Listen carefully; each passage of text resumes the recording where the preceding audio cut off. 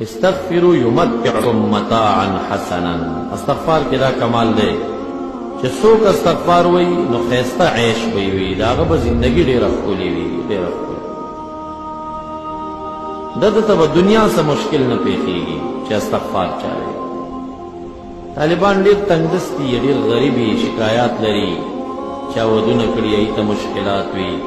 بهترینه ذریعه د فقر د ختمېدو دپاره استغفار دی. بس استغفر الله الذي لا اله الا هو الحي القيوم واتوب الیه. دا استغفار دا د وظایفو نه وګرځوئ. سحر مانځه نه بعد خامخا دا وظیفه کوئ. ګوره دا د قرآن کریم حواله ده. ان استغفروا جواب امر دی. ان استغفروا امر یمتع متاعا حسنا. متاع خو هر چا ته ورکوي، خو حسنه متاع به درکړي، عیش به عیش حسن درکړي.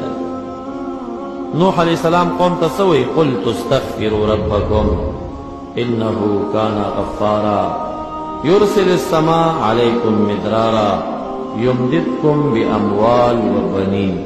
دا یمدد دا قلت استغفروا امر دپاره جواب امر دی. تاسو استغفار وایي، یمددکم باموال باری تعالی به ډېر زیات مالونه درکړي او حلال مال به وي، پاک مال به وي. یمتعکم متاعا حسنا الی اجل مسمى.